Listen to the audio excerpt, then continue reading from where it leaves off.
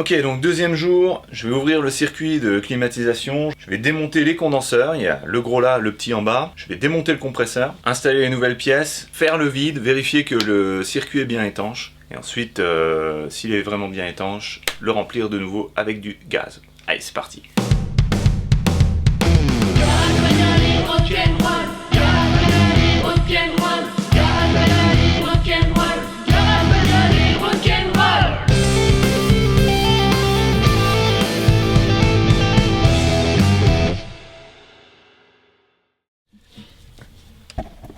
Pour le condenseur, il faut déjà déconnecter le tuyau qui est là. Donc ça se fait avec juste ce boulon qui est là.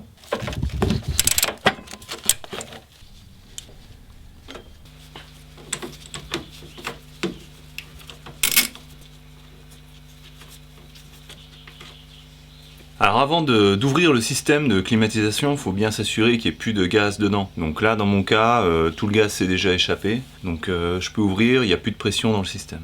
Et si jamais vous devez ouvrir votre système de climatisation alors qu'il est encore sous pression de gaz réfrigérant, vous pouvez aller demander à un professionnel, à un garagiste qui a une machine, de le vider pour que vous puissiez l'ouvrir.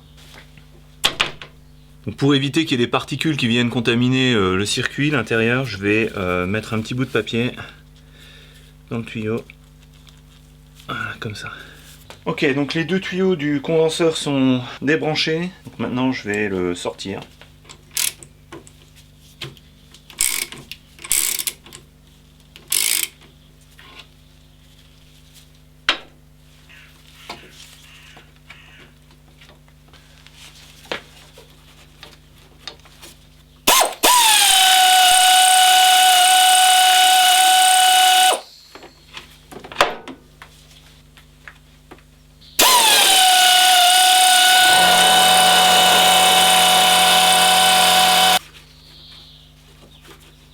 Voilà, donc là je fais face au même problème qu'hier, c'est-à-dire qu'il y a deux vis là que j'arrive pas à dévisser. En fait le petit écrou qui est derrière est tenu par une partie en plastique du radiateur de refroidissement, donc du circuit d'eau, et ça tourne derrière, donc c'est impossible à dévisser.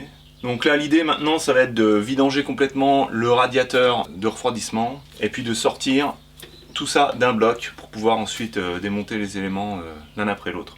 Donc je vais vider le radiateur, le débrancher, donc débrancher les lignes d'eau. Il y a aussi une ligne de refroidissement du circuit d'huile de la boîte de vitesse. Donc j'espère que je ne vais pas perdre trop d'huile. Voilà, une fois que tout ça est débranché, je pense que je vais pouvoir tout sortir et ensuite à côté démonter tranquillement. Donc la vidange du circuit d'eau sur cette voiture, ça se fait en ouvrant le petit robinet qui est là. Okay.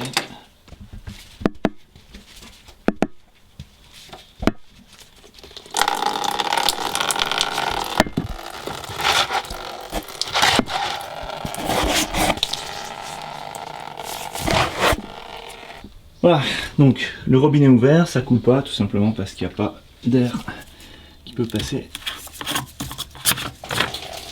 Et voilà, c'est parti.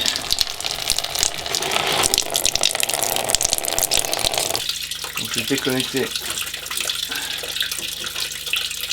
Voilà.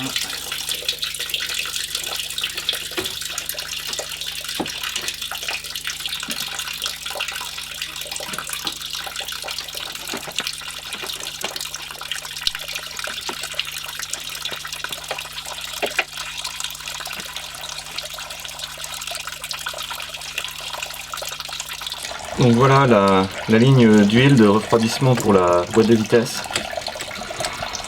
C'est pas du 10, évidemment. Alors c'était du 10 et la roue il a transformé en 11.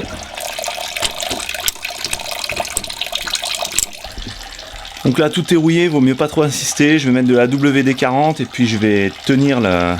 Donc je vais essayer de maintenir l'agrafe là où il y a la vis qui est vissée dedans, de manière à pouvoir dévisser sans casser. Bon, en fait, je crois que je vais changer de stratégie. Je vais arrêter d'essayer de dévisser ça parce que ça va casser. Tout est rouillé. Je vais plutôt tout simplement déclipser le tuyau ici. Ok, donc en fait c'est pas clipsé, c'est soudé.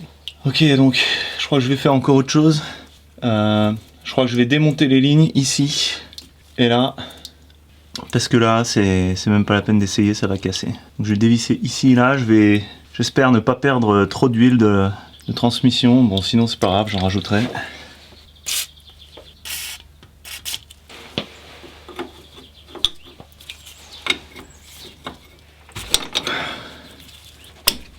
Ok.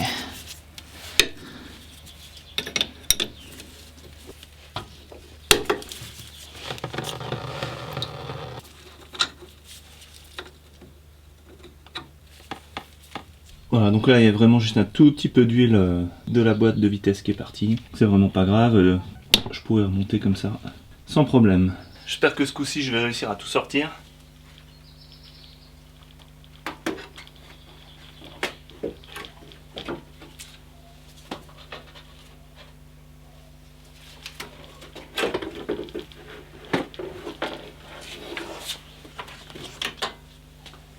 Yes! Victoire! Bon, alors maintenant que tout est enlevé, on a un super accès à l'avant du moteur.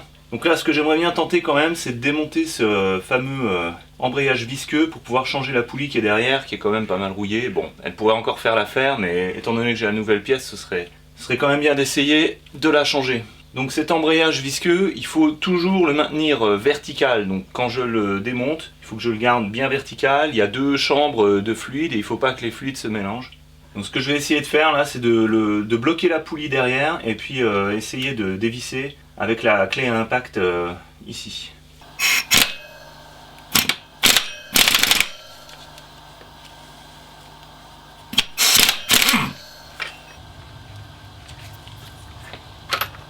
Victoire!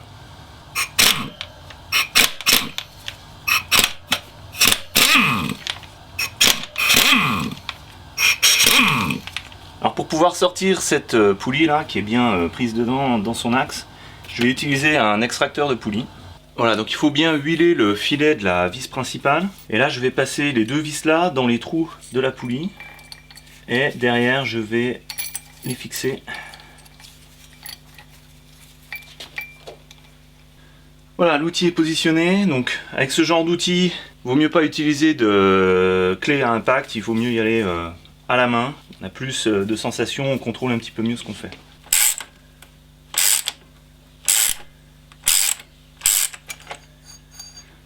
Et voilà.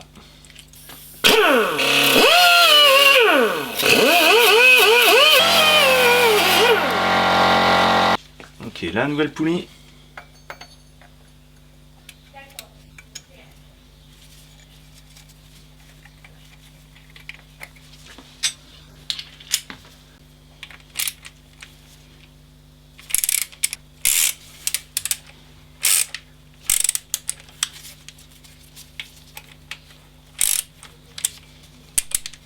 Voilà, et là, au feeling, on sent à un moment donné qu'on est vraiment arrivé au bout.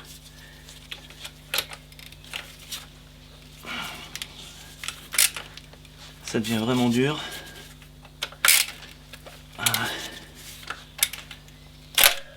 Alors là, ça c'est le genre de choses à ne pas faire.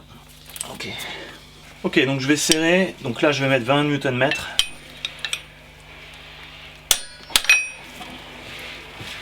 Donc ils y sont déjà.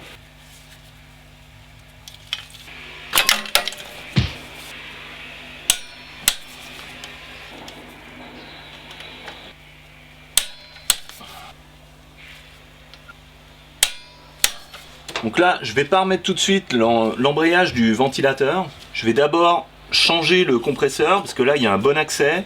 Une fois que le compresseur sera changé, je remettrai la courroie d'accessoires, parce que ça va être assez facile, vu que justement, il n'y a pas cet embrayage. Et on a vraiment accès à tout là. Alors je commence par démonter les tuyaux du circuit de clim.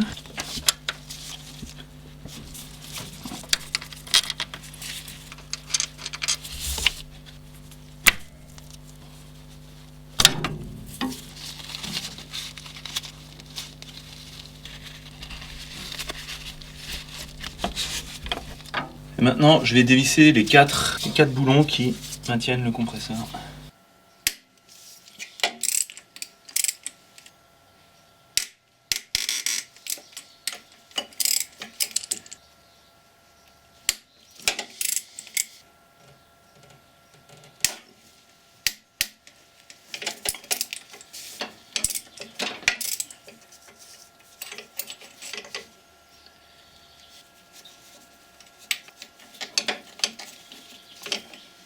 et de 2.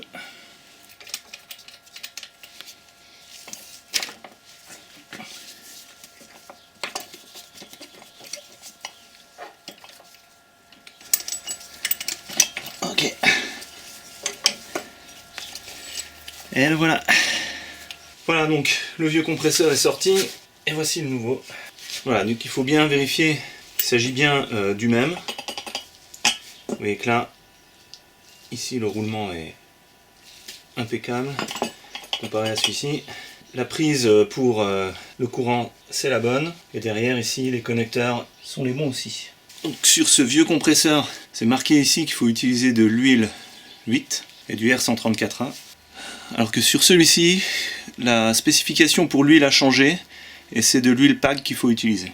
Alors les compresseurs peuvent venir avec de l'huile déjà chargée dedans, donc je vais ouvrir et vérifier s'il y en a. Mais avant, je vais vérifier s'il reste de l'huile dans le vieux compresseur, c'est intéressant. On va voir ce qui reste là-dedans. Donc on peut voir dans le circuit ici qu'il y a un petit peu de traceur ultraviolet qui est présent. Donc si je vide... Ok, là j'ai rien, j'ai pas une goutte d'huile qui arrive. Ok, donc je vais regarder maintenant dans le nouveau compresseur si il vient avec de l'huile. J'ai pris un récipient propre. Bon, de toute manière, j'ai acheté ma propre huile.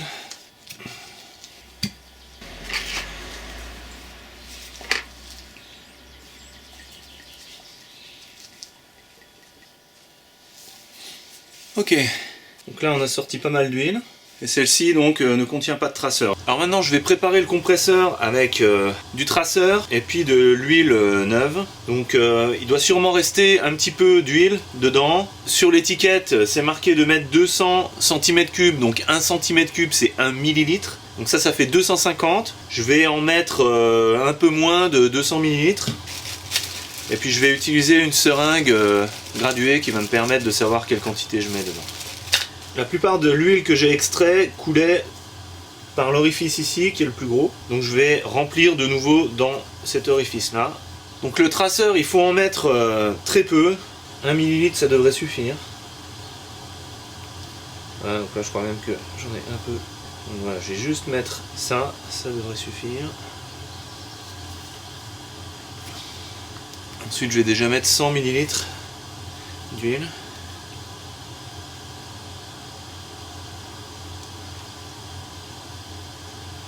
Ok, donc là j'ai 70 ml, j'ai une bulle d'air et dans le tuyau il y a peut-être presque 10 ml encore. Donc on va déjà mettre ça. Voir ce que ça donne.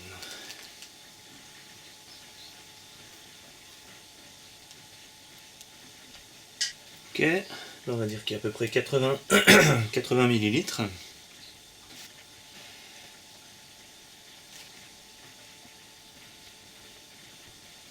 Ok, donc ici je suis à 80.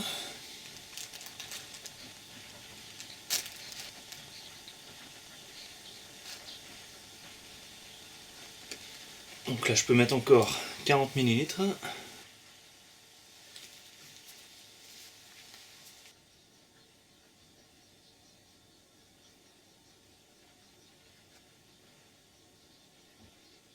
Et voilà, donc les 200 ml d'huile sont mis avec le traceur. Je rebouche.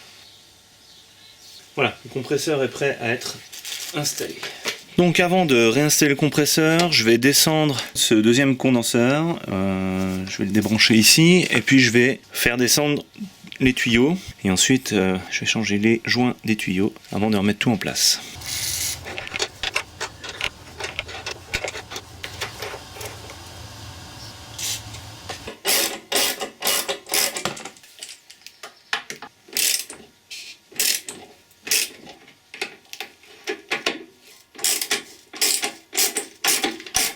Ok, donc ça s'est à peu près bien passé. Il y a juste une vis qui a cassé en démontant. Donc c'était celle-ci. Je vais utiliser à ce moment-là une attache en plastique zippée. Si j'essaye de sortir ça.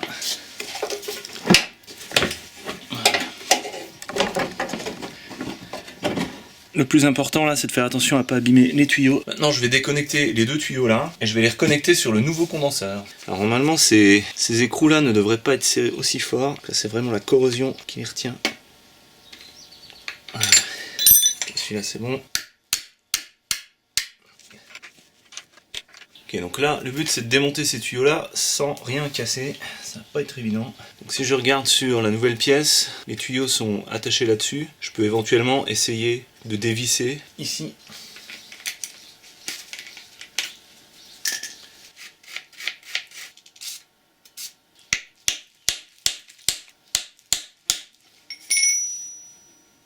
Donc là, je suis bloqué parce que j'arrive pas à retirer ces deux tuyaux. Donc maintenant, l'idée, ça va être de découper un petit peu ici le support avec un outil de Dremel. Donc creuser ici, de manière à pouvoir insérer une chasse goupille pour pouvoir faire levier et sortir le tuyau.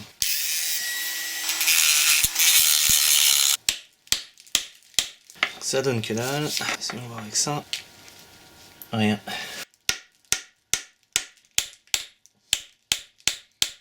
Là ça a un petit peu bougé, comme qu'il y a un petit espoir.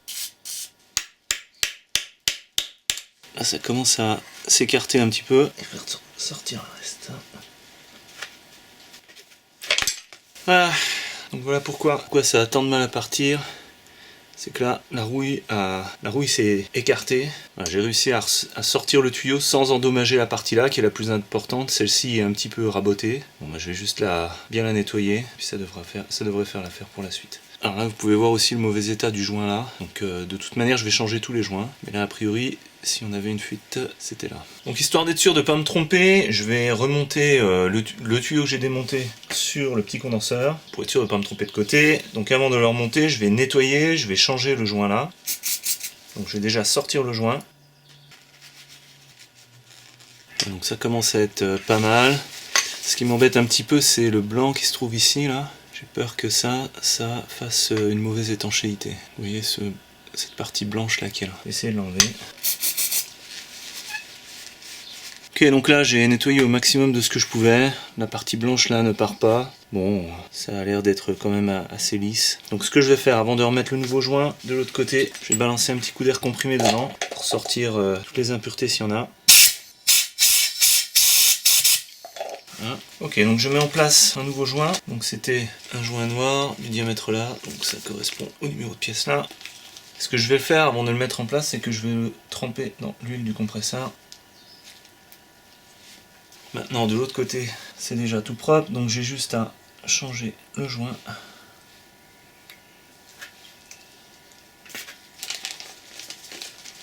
Ok, donc pareil, je le trempe dans l'huile. Et j'installe. Ok, donc maintenant je le mets en place. Donc ça ira ici.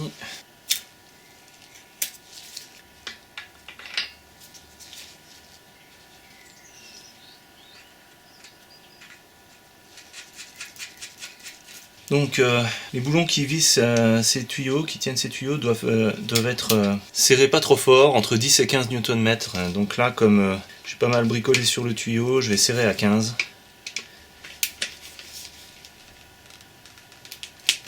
Voilà, là c'est 15. Non, il faut que je sorte le deuxième tuyau sur le vieux. Alors là, en utilisant la même technique, je vais essayer de sortir le tuyau. Donc là, il a fallu que je coupe à la meuleuse d'angle pour donner l'accès.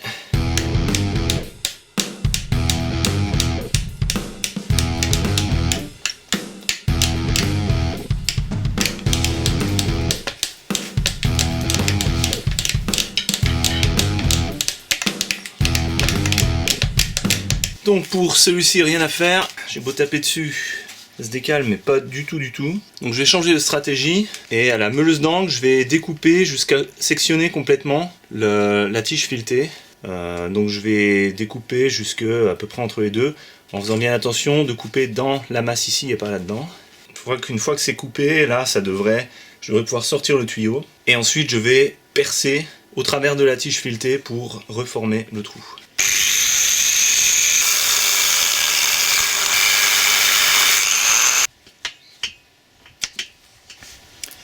Voilà, donc il y a moyen comme un autre de sortir le tuyau. Maintenant il va falloir que je sorte la goupille qu'il y a là-dedans. Voilà, donc je vais d'abord essayer de la repousser, puisque là c'est pas vissé, tout ça. Donc je vais mettre un peu de WD-40. Voilà, et laisser agir. Donc là, lunettes de sécurité, chasse-goupille, gros marteau, et on tente le coup. Ok, le seul truc que j'arrive à chasser pour l'instant, c'est le petit établi. Ça, c'est un chasse-goupille que j'ai acheté en France, et celui-ci aux États-Unis.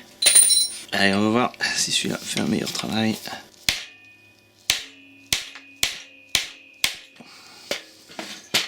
Ok, donc là, il n'y a vraiment pas moyen, il va falloir percer. Un peu de WD-40 pour absorber la chaleur.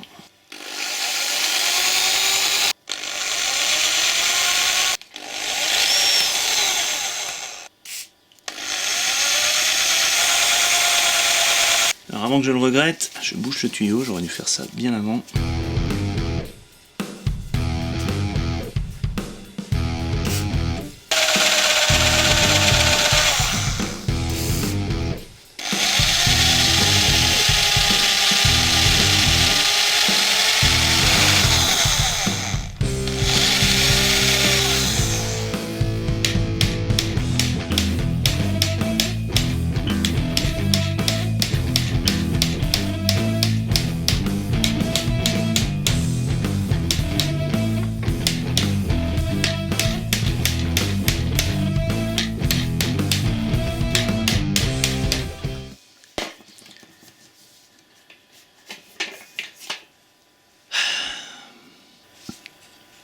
Voilà ce qui reste, ben, ça n'a pas été de la tarte. Hein.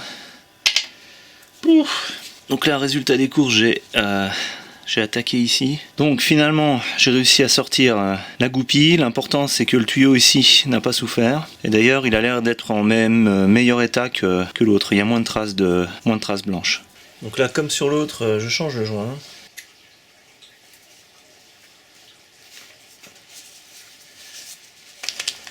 Nouveau joint dans l'huile.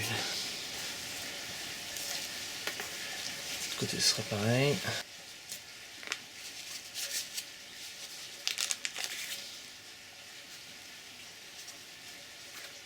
Un coup d'air comprimé pour nettoyer.